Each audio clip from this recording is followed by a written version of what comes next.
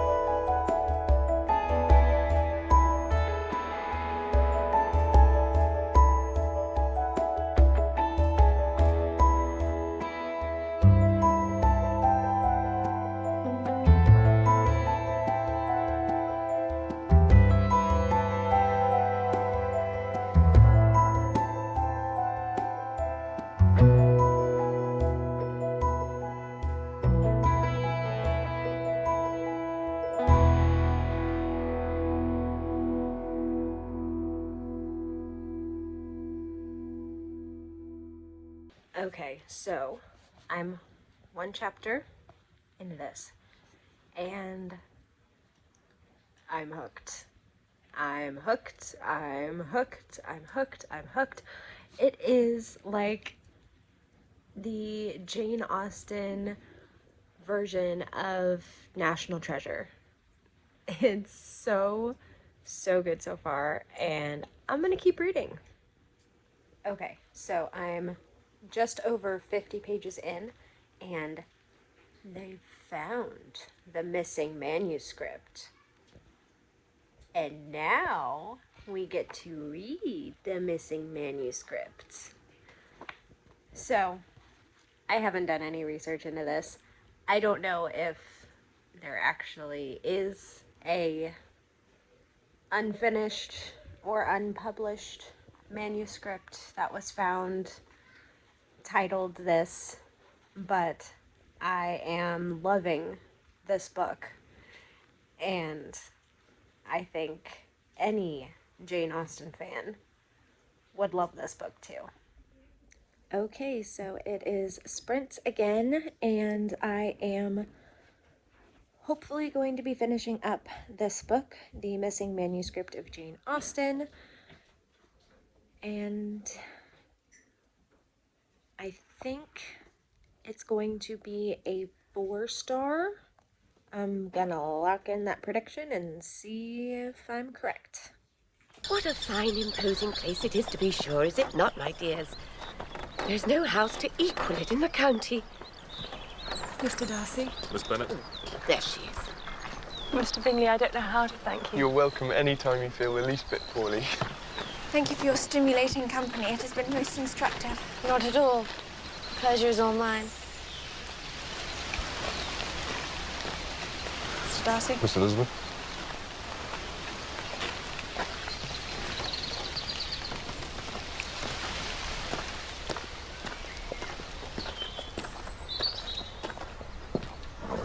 Okay, I'm making coffee, and it is like 6:45-ish in the evening.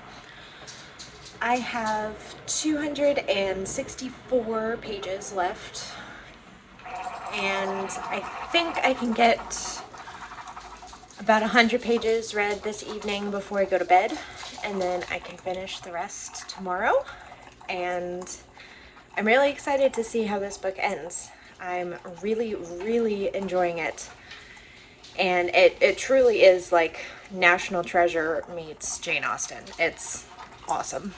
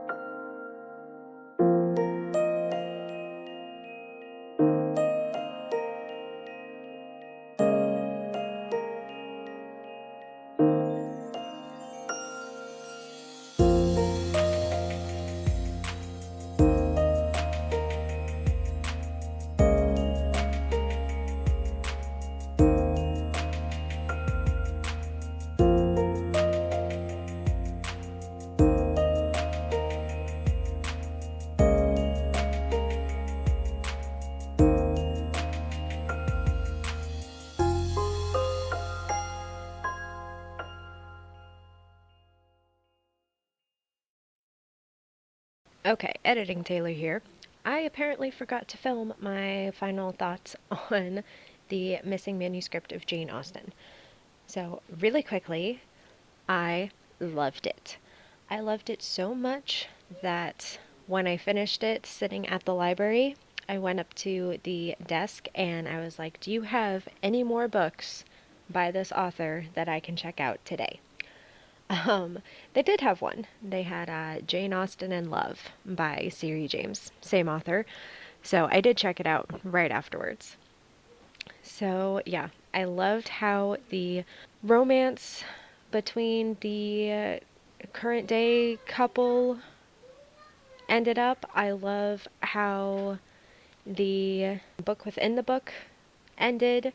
I love how the main characters decided to handle the manuscript after finding it and reading it, and yeah, it was just amazing. 5 stars. Highly recommend it.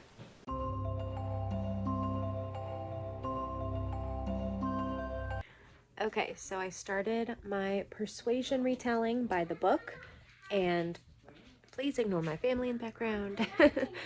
I am loving it so far. Our main character is 32. She's a college professor, and her ex-fiance is now her boss. And I am intrigued. The chapters are a really good length. I don't think they're too short or too long. And it is a very easy read so far. And I am excited to get further into the book. Good morning. So I am hosting live reading sprints in the Discord for the Readathon today to help give everyone a boost of productivity with reading their books. Unfortunately, I'm not really able to film any clips of me reading my ebook because currently my Kindle is packed away in a box somewhere and I am reading it on my phone and I film with my phone. So you'll just get updates from me on By the Book instead of reading footage, but I am going to probably end up finishing that one today. I have like 10 days left of my library loan on it, and I know that there are people waiting on it. So I'd like to get it done as quickly as possible so the other people aren't waiting forever. And it's kind of a short book. It's like, I think less than 300 pages. So yeah, my goal is to finish By the Book during these life sprints today.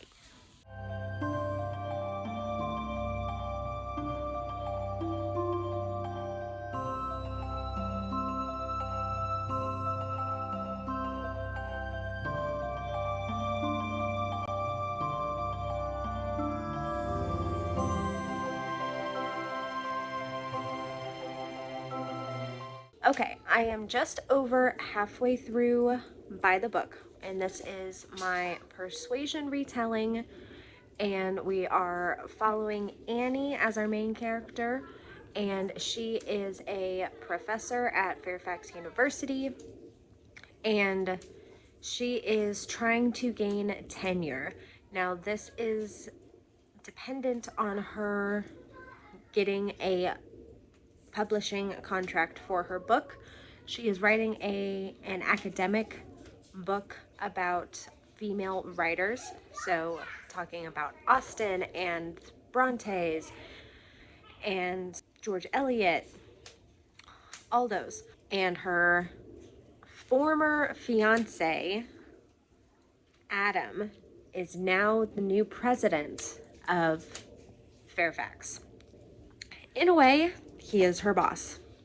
And she is finding that very difficult. It has been 10 years since they broke up, and she is dealing with feelings that are still there, wondering if he also has feelings, and it's been an interesting ride so far. With it being a persuasion retelling, I pretty well know where it's going, but I am very much enjoying it. The best friend character, Larry, is a hoot. So funny. Love all of his dialogue with Annie. It's just super witty, and it really feels like they've been best friends for a long time. And I love that. So I'm going to sit here by my fire and continue reading. And I have less than 100 pages left, so hopefully I can finish either tonight or tomorrow. Okay, so I finished by the book. 5 stars. Absolutely wonderful story. I really, really, really loved Anne's character and just everything that she had to go through to get to where her and Adam were at the end of the book. I think it was a really great retelling of Persuasion. I feel like it followed the themes perfectly. And yeah, highly recommend. And moving on to my next book.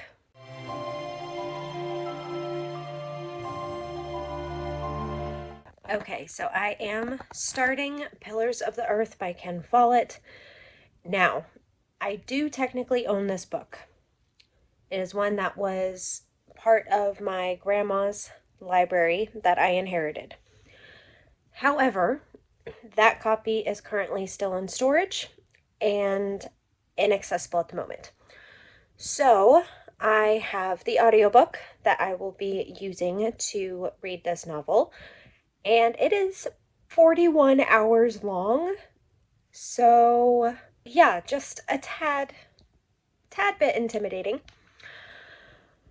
But this is my pick for a book featuring clergy, and it is one that I have heard a lot about, that I've been told that I will love, and I am very excited to finally get to this book.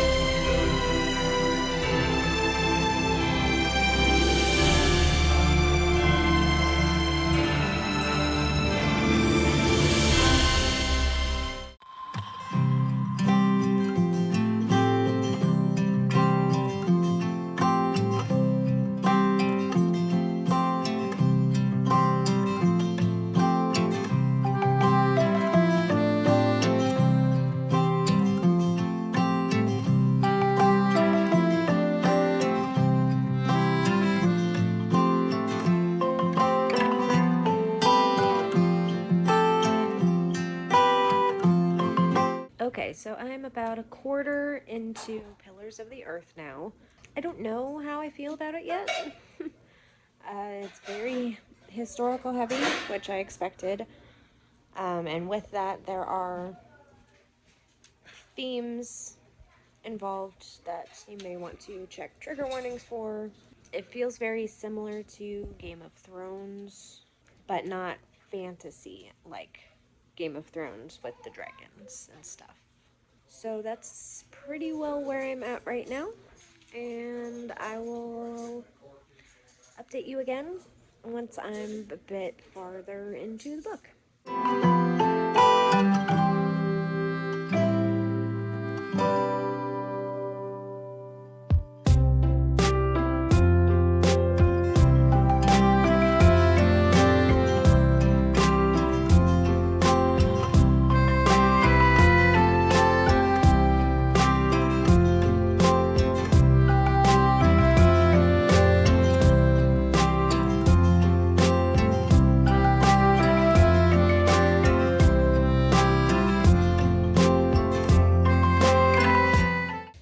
just a little update on Pillars of the Earth.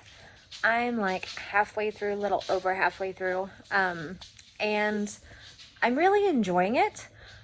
It's very complex. There's a lot of characters to keep track of, and it's very, very political.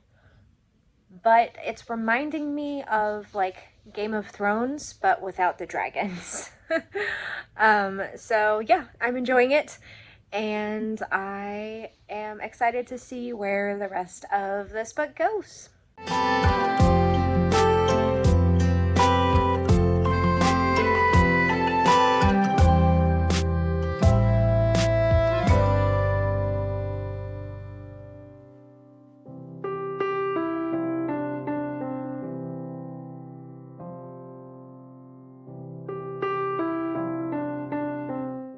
I have finished Pillars of the Earth, and I'm going to give it feels like a 4-star.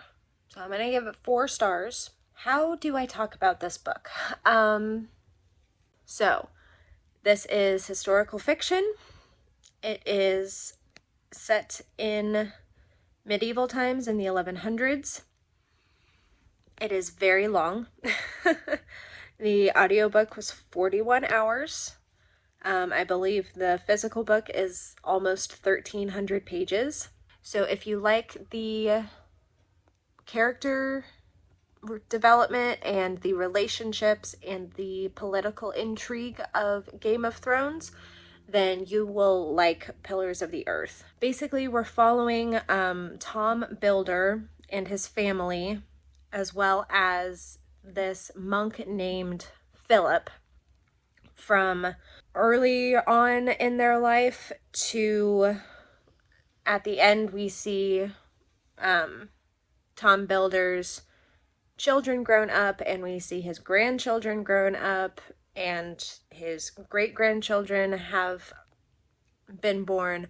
So it covers a very long time frame, and the main, I guess, activity of the book is building a grand cathedral. It was started by Tom, and then it was picked up by his stepson and finished by his stepson, and the imagery is great, and there's lots of plot points that come into play with neighboring counties and earls and sheriffs and archbishops, and there's civil wars handing off of power between kings, and it's a very complex story. You really have to pay attention. If you aren't into the super historical fiction, don't pick it up.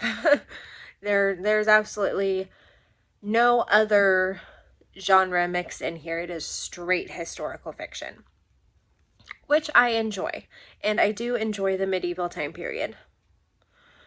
For me, it was a bit long. There were parts that I don't think were necessary, and then also because it is historical fiction, it is an older time frame. Just know, for trigger purposes, rape is involved, murder is involved, consent doesn't exist, essentially. So yeah, just know that if you're going to pick up the book. But I enjoyed it. I do plan on continuing on in the series. There are 4 main books in the series and a prequel. I do think I'm going to read the prequel next, because it starts 30 years prior to the events of Pillars of the Earth, and then it ends basically right where Pillars of the Earth begins, whereas the sequel, the second book, is set 250 years in the future. It's set in the 1300s. I'm really glad that I picked up the book, because I know it's one that is loved by a lot of people in the community. I first learned of it from Alexandra Roseland, Lexi, and I know she really enjoys the book. It is one that I got from my late grandmother's book collection, so I am happy to have read something that she read. And yeah, it was a good time.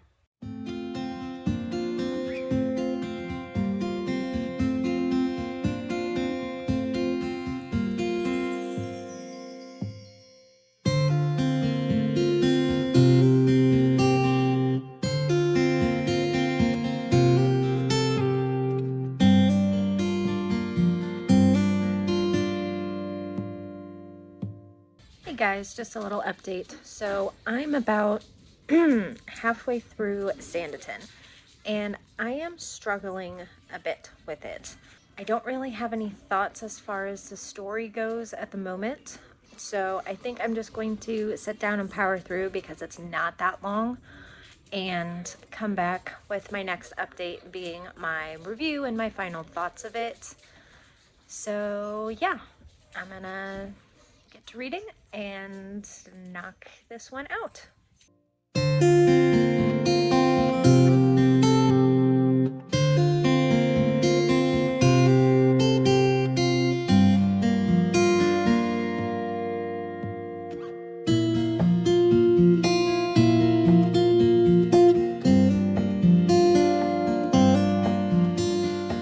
Hey guys, so I did finish Sanditon. Now, I'm trying to keep in mind that this is an unfinished work and an unedited work. I'm going to give it 3 stars. So this was following this family, the place of residence, their like town, village, not exactly sure what to call it, is Sanditon. And it is this coastal place where the waters are supposed to be very like therapeutic in healing. And this family that we're following is determined to make it a like tourist attraction to bring in money during the summer season and all of that. So because it is unfinished, we didn't really get a whole lot of plot. It was basically just the setup. And while the setup was good, I enjoyed the characters. It was just all very blah, as setup normally is until you get to the plot and things start happening to make you feel for the characters. So yeah, 3 stars. I do see the potential that it had Jane Austen had the opportunity to finish and edit the work. But just as the unfinished piece itself, it was just a little bit meh.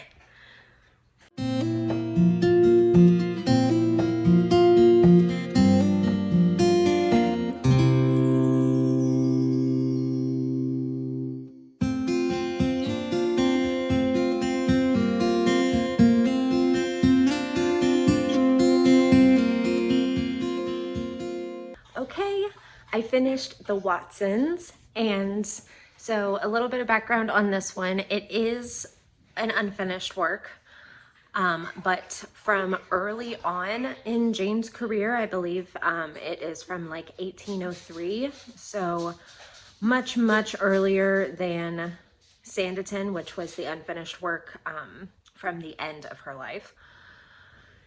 And I really, really loved it. I wish that she had continued on with it and finished it. I think there's some evidence to support that she ended up like rewriting it into Emma, which I don't necessarily see just from the plot lines and things. They're very different, but I absolutely loved it. I loved the characters. So we're following our main character, Emma Watson, who was raised by her aunt, and following her aunt's remarriage and subsequent move to her husband's home country of Ireland.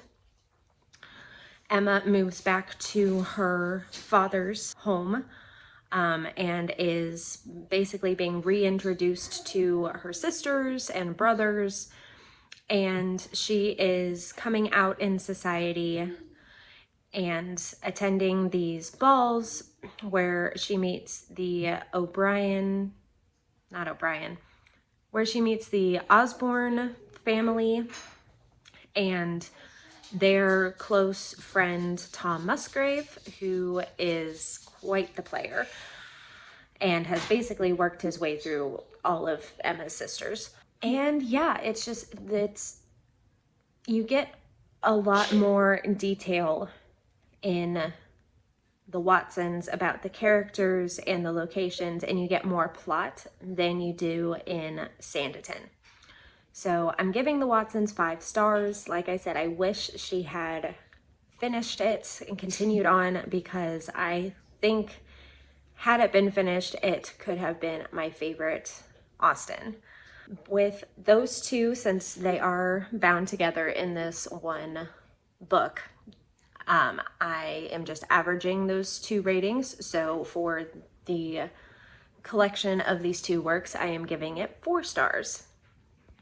Which means I get to buy it and put it on my shelves.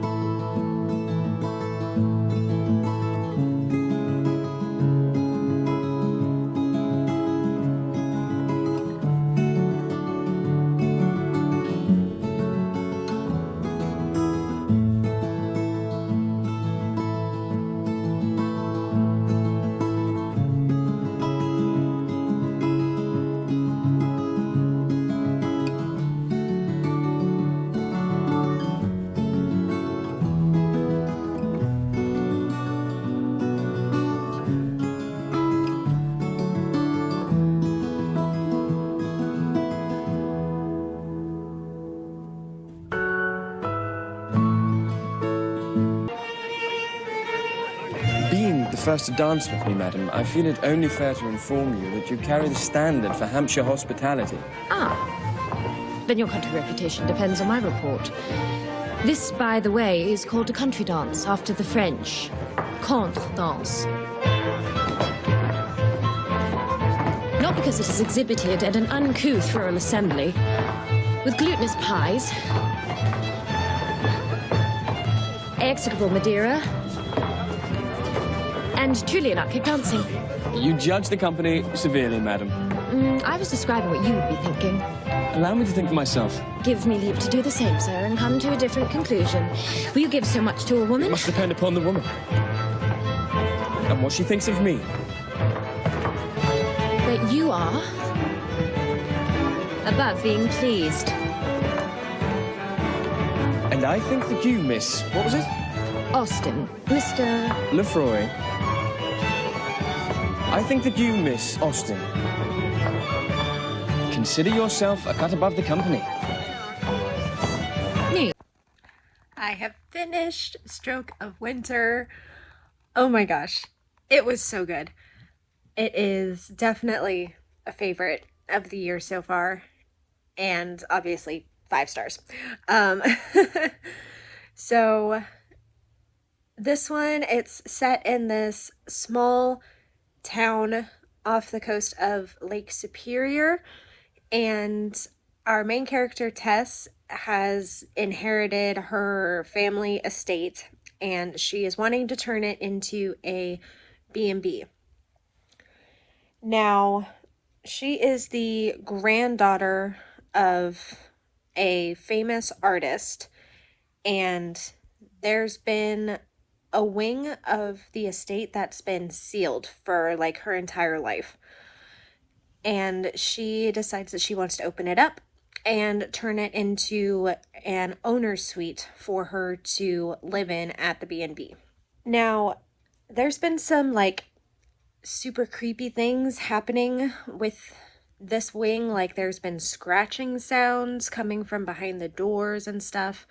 So she's expecting there to be some kind of animal living in there, some kind of pest. So she has some local workmen come in and help her get the doors open, and also a pest control guy, because she's expecting there to be something that needs to be contained in there. Now, it turns supernatural. It turns romantic. It was the perfect blend of creepy and cozy.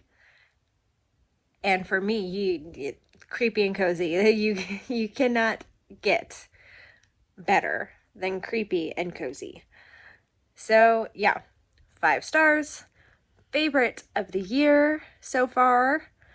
And I already put another one of Wendy Webb's books on hold because I loved her writing so much. And I read up a little bit on the author, and apparently all of her books they're not set in the same town, but they're all set in the Great Lakes region, which I think is really cool. I really like when authors kind of pick one region, like with Stephen King, you've got Maine, and with Lindsay Curie, you've got Chicago area. So yeah, I am really excited to read more from this author, and this one was absolutely a success. All right, guys, that is it for my January readathon vlog. I apologize for the sounds of one of my dogs eating in the background. I'm going to try and block that out in editing as much as I can. So, I did not end up getting a full bingo as far as position on the board. However, I did read 7 works, so that in numbers gives me a bingo. But I'll post here on my bingo card what I did end up finishing, just so you can see it. I had so much fun during this readathon. The watch-alongs were great, and just being able to chat about Jane Austen and about the different themes that we have been reading based on her works has just been super fun, and I hope we get to do this again next year. So if you enjoyed this video, please give it a like and subscribe to my channel if you haven't already. I have a couple more readathons that I have planned to vlog coming up soon. They are shorter readathons, so they won't be nearly quite as involved as this vlog. But yeah, I'm excited for what the future holds for videos and reading, and I will catch you guys in my next video. Bye!